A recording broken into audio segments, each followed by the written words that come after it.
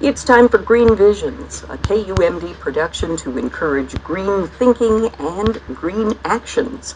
Green Visions is made possible by the Minnesota Power Energy Conservation Program, making progress toward a lower carbon energy future.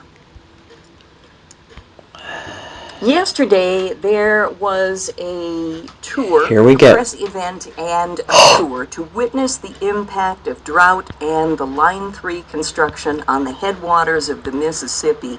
At issue is a dewatering permit increase recently approved by Minnesota's DNR to allow Enbridge, in the process of they're building the tar sands pipeline, to remove almost 5 billion gallons of water.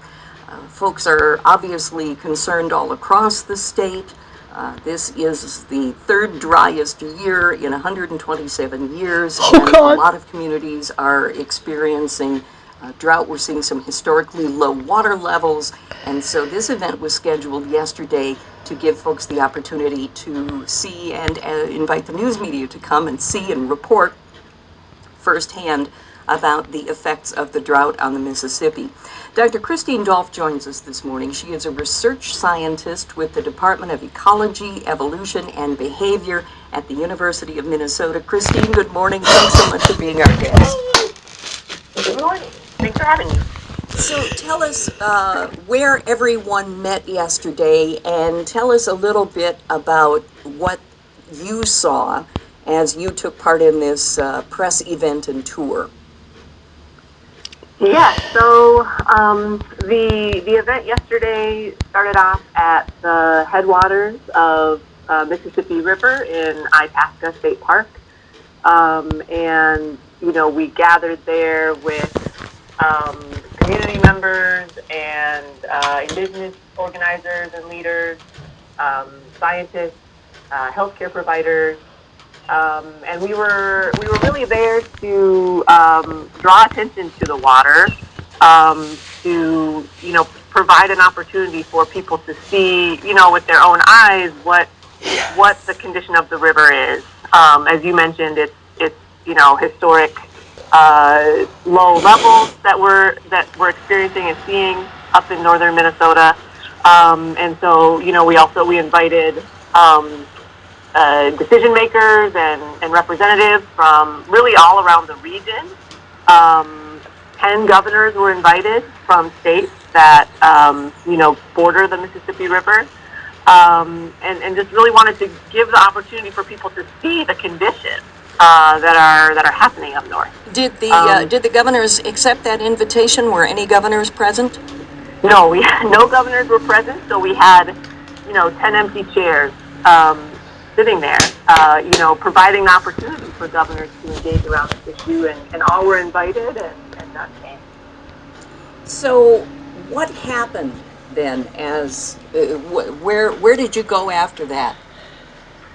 Yeah, so we basically went on a tour. We took folks on a tour to see some of the sites in the region that are being impacted by drought, and some of the sites that are, you know, simultaneously being impacted by the Line 3 tar sands pipeline.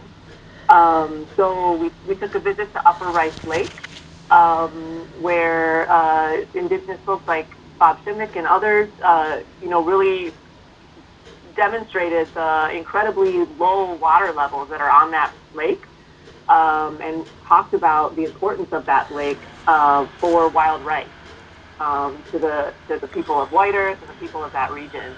And it was really, you know, you can see in the middle of the lake that all of the wild rice crop there in the middle has turned yellow. And this is not the time of year for that. That's very aseasonal. This is the time when it should be growing green. So it's very striking to see that.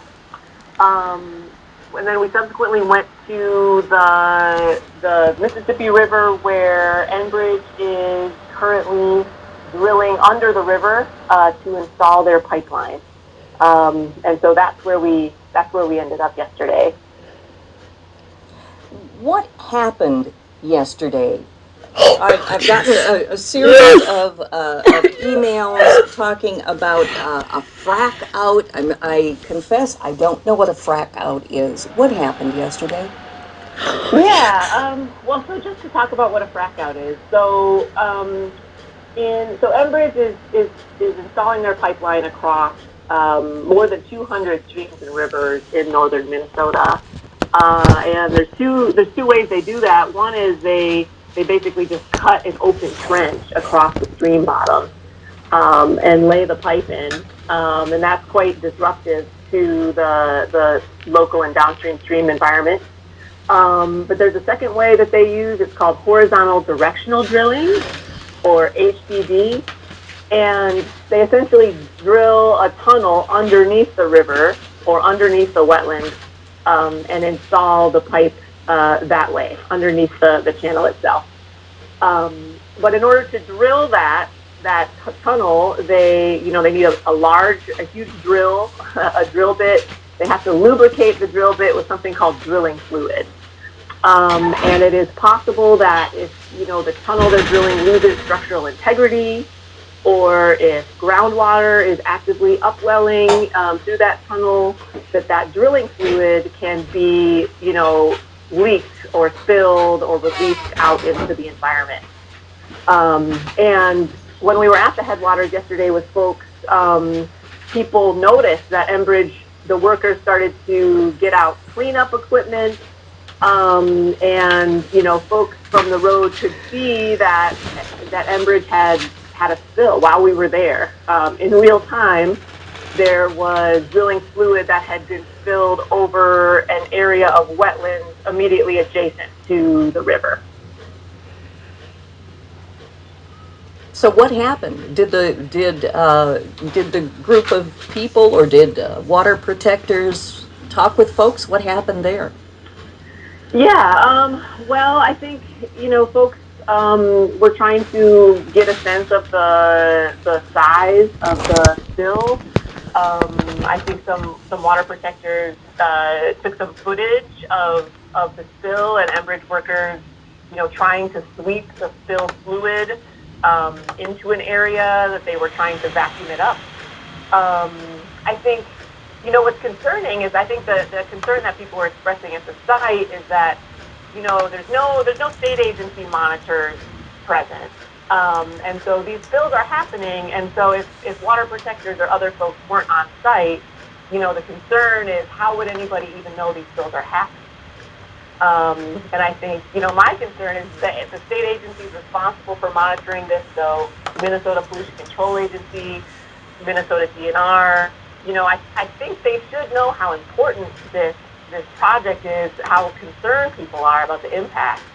And so it's very disconcerting not to, that there's no monitors on site, that, when folks try to call the agencies, they don't get a clear response about what agencies are doing to assess these impacts. And so I think there's sort of a feeling of a weight on the people that they have to be the ones to monitor this because no one else is there. And if they don't see it and report on it, it won't get reported. So that's sort of the feeling that I had just being there with folks at the site. Christy, you work for the University of Minnesota Duluth, and of course, we're proud of our university and we're proud of the work that it does. And yet, we also know that creating change is unwieldy, that decisions are made at the highest levels of government and of corporations and of institutions like universities, and not everybody's happy about it. Trying to get the ocean liner turned around, in essence, once it starts going in one direction, is really very difficult. Do water protectors, do people see a way of effecting this kind of change? Do they see a way of cutting through this somehow? It seems counterintuitive that spills could be taking place in our natural environment and nobody is there to watch, to monitor, to be looking over all of this. It to an extent seems counterintuitive to say take 5 billion gallons of water during a drought. It seems almost as though the process has taken over and people who are trying to protest are just sort of steamrolled. Does anybody see a way around this? I mean, a way to grapple with this so that this is not the way we do business here in Minnesota? Yeah, that's such a good question. I mean, I think my perspective, having seen the process really up close and in detail, it's very clear that the process is failing people, it's failing environmental protection. But I also think, the state decision makers, agency commissioners, Governor Walz, President Biden, they do have the tools at their disposal that they need to make better decisions. Yep, they sure fucking do. To create a future that is livable for all of us. And I think it's really, it's a political choice they need to make. Yes! To do that. But they have the legal framework and they're ignoring the native voice. They need the political courage and the wherewithal to start implementing some of those frameworks that we have on the books to protect the water, protect the climate. I think one thing that I've heard over and over, from folks yesterday at the press event, speakers, other community members at the event, is that, people have no intention of giving up. I think, change is very possible, and it's possible through, just relentless commitment. And I think that is what I see from water protectors. That is what I see from, the increasing involvement of folks like me, from science backgrounds, from health backgrounds, from all different types of backgrounds. Yep. I think I see folks really rising up to the challenge at hand. Wow. And I think that's where, my hope lies in terms of turning the ship around. Christine, is this, and this may be a hopelessly clueless question on my part, but does anyone see a way to take politics out of this equation so that once again we're weighing, take the money out of politics, pros and cons that are as objective have them all read the as fucking possible treaties in terms of cost-risk analysis, so that instead of being swayed by the winds of politics and power, they need to follow the fucking law. Votes, is there the a law way of to the move land, this the highest, back into reality, sort of? Well, I sort of take a different view. I mean, my view is that, everything we do, even the work we do as scientists, is sort of inherently political. Because, I often say that neutrality aids, those who are already in power. Yep. And so if you really try to remove yourself from complicated power dynamics, you're really, by default, you're enabling the existing more powerful side. And so I think we actually do need a real political analysis of this. We need a historical analysis that takes into account colonialism, land theft, genocide, things that state governments, federal governments have been perpetrating on Indigenous folks for hundreds of years. That is still very much in effect.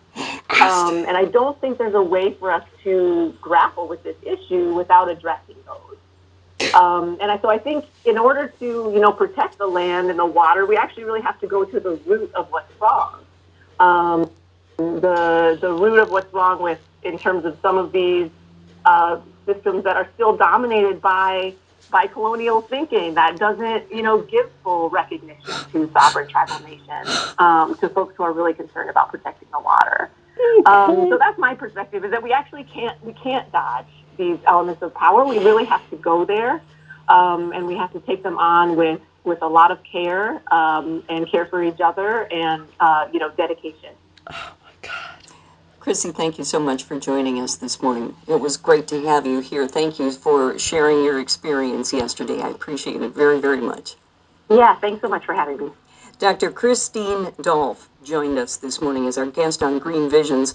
She's a research scientist with the Department of Ecology, Evolution, and Behavior at the University of Minnesota Duluth, and our guest this morning on Green Visions.